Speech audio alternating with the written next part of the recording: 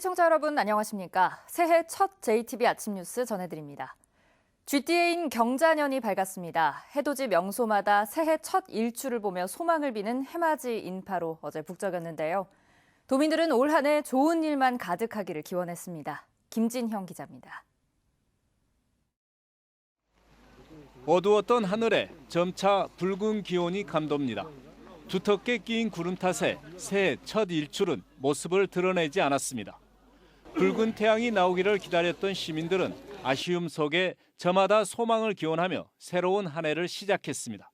개인적인 소망은 제가 4월에 교생 실습을 나가는데 그것을 잘 하고 싶어요, 저는. 이른 새벽부터 해맞이 장소에 나온 시민들은 소원지의 새해 소망을 한자 한자 정성스럽게 써내려갑니다. 부지런하고 재치 있는 쥐를 닮아 열심히 살겠다는 다짐부터 지난해보다 살림살이가 나아지기를 기대하는 바람과 건강에 대한 소망도 빠지지 않았습니다. 제가 하고 싶은 일을 좀 구체적으로 실현할 수 있는 그런 해가 됐으면 좋겠고, 제가 한 3년 아파서 고생했는데 제가 건강해야 가족도 건강할 것 같습니다. 군산과 무주 등지에서도 해맞이객들의 행렬이 이어졌습니다. 엄마 허리 안 아프게 해주고 그리고 아빠 사과 농사 잘하게 해주세요.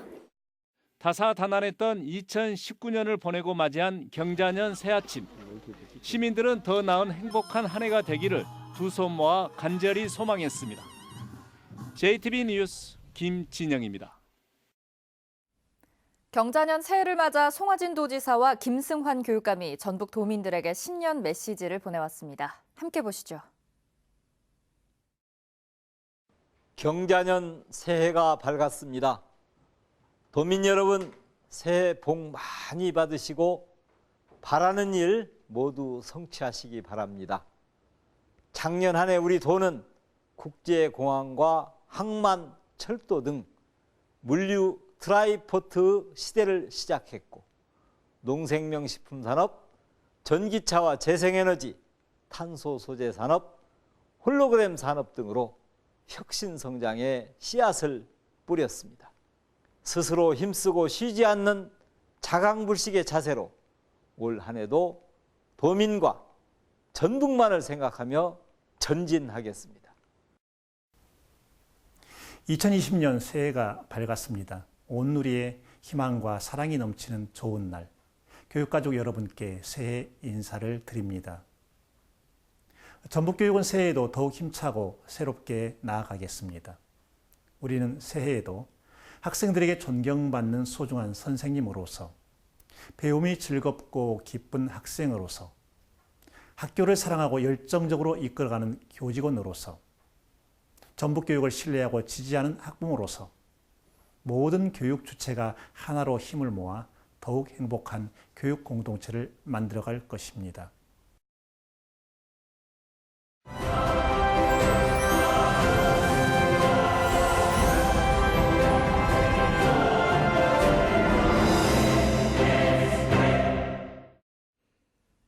(2020년) 경자년 새해를 맞아 JTB 전주방송은 5차례에 걸쳐 전북의 현안과 올해 예정된 주요 사안들을 점검하는 신년 기획을 준비했습니다. 그 첫 번째 순서로 100여일 앞으로 다가온 각 당의 총선 준비 상황 살펴봤습니다. 이승환 기자입니다. 민주당은 전주 병을 제외한 모든 선거구에 복수의 후보들이 나서 경선을 치를 것으로 예상됩니다. 여기에 지지율이 상대적으로 앞서 있는 만큼 모든 지역구를 석권할 수 있도록 경쟁력 있는 후보를 선출한다는 계획입니다. 각 분야별 전문가들로 구성된 총선 기획단 단원들을 구성해서 이번 총선에서 전석을 10개 지역위원회 전석을 하기 위해서 최선의 노력을 다하고 있습니다.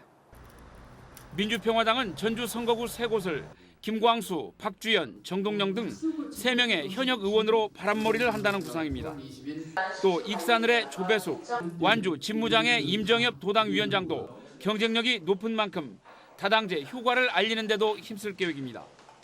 다당제의 효과로 7조 원 시대에 희망찬 시대를 열어낸 것도 저희 민주평화당의 역할이 충분히 있었다고 생각합니다.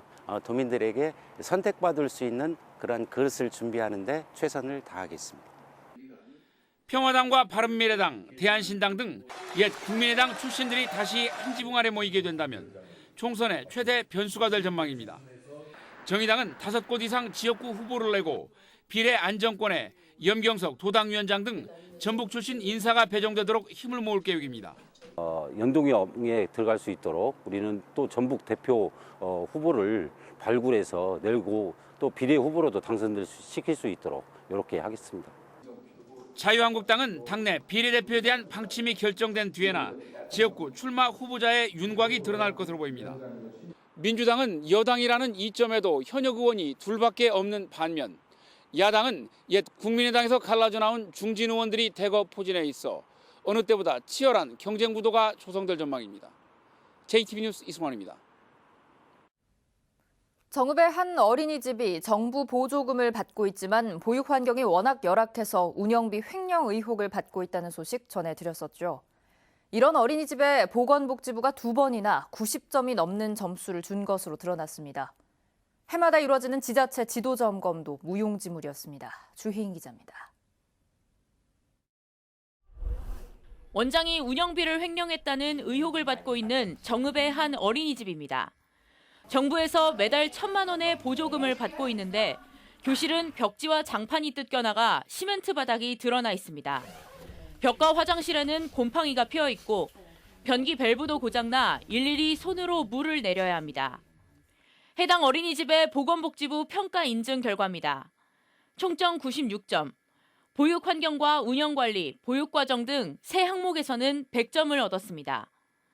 3년 전 평가 인증에서도 90점 이상의 높은 점수를 받았습니다. 지자체의 지도 점검도 허술했습니다. 해마다 점검에 나섰지만 문제는 6년 동안 단 한 차례도 적발되지 않았습니다. 정읍시는 점검할 때 교사들이 동행하기 때문에 문제를 감추기 쉽고 업무 담당자가 자주 바뀌기 때문에 사실상 제대로 된 점검은 힘들다고 말합니다. 교사들도 같이 움직이잖아요. 눈소문이 많기는 하죠. 이제 그러기도 하고 여기 업무가 많이 바뀌어요. 담당자가 자주 바뀌어요. 평가 방식부터 지도 점검까지 전반에 걸쳐 어린이집에 대한 관리 감독을 강화해야 한다는 지적이 나오고 있습니다. JTB 뉴스 주혜인입니다. 올해부터 전 도민을 대상으로 한 안전보험 제도가 시행됩니다. 새해부터 달라지는 제도나 시책 가운데 주민 생활에 꼭 필요한 내용을 하원호 기자가 정리했습니다. 김부각을 만드는 사회적 기업입니다. 마을 주민에게 일자리를 주고 수익의 일부는 복지시설에 기부합니다. 하지만 판로를 넓히는 게 고민입니다. 공공구매나 그런 방법들을 통해서 좀 더 많이 구매해 줄 수 있는 걸 고민해 주신다면 저희는 그것을 통해서 좀 더 많은 일자리를 만들어서 좀 더 많은 사회적 기여를 하지 않을까 생각합니다. 올해부터 전라북도와 산하 공공기관은 이런 사회적 기업의 제품을 5% 이상 의무 구매해야 합니다. 주택과 온실에만 적용되던 풍쇠보험 지원 대상도 상가와 공장까지 확대됩니다. 도민 안전보험제도가 시행돼 자연재해나 범죄 피해로 숨지거나 다친 경우에는 300만 원에서 최대 2천만 원의 보험금을 받을 수 있습니다. 도민이시라면 전국 어디에서든지 사고를 당하시면 저희들이 보험 지원을 해줄 수 있는 제도를 새롭게 만들었습니다. 그래서 사고를 당하시면 반드시 시군 안전부서에 이 사고가 지원에 해당되는지 확인을 해주셔야 되겠습니다. 양봉농가 등록이 의무화되고 반려동물 등록은 생후 3개월부터 2개월 이상으로 강화됩니다. 기초연금과 장애인연금 지원 대상이 확대되고 5가지로 나뉘어 있던 노인 돌봄 사업은 노인 맞춤 돌봄 서비스로 통합됩니다. 수급자나 차상위계층 청년이 매월 10만 원을 저축하면 근로소득 장려금 30만 원을 지원하고 학교 밖 청소년들에게도 월 3만 원씩 교통카드가 지급됩니다. 난임 부부를 대상으로 자연 치유 캠프가 운영되고 분만 산부인과가 없는 취약적 임신부에 대한 이송 횟수와 지원금이 확대됩니다. 전기승용차 구매 보조금은 1,500만 원에서 1,700만 원으로 늘고 탄소 포인트 제도가 확대돼 주행거리를 줄이면 최대 10만 원의 모바일 상품권을 받을 수 있습니다. 70세 이상 고령 운전자가 운전면허증을 반납하면 10만 원 상당의 인센티브를 지원받습니다. 새해 달라지는 제도와 시책은 전라북도 홈페이지를 통해 확인할 수 있습니다. JTB 뉴스 하원호입니다.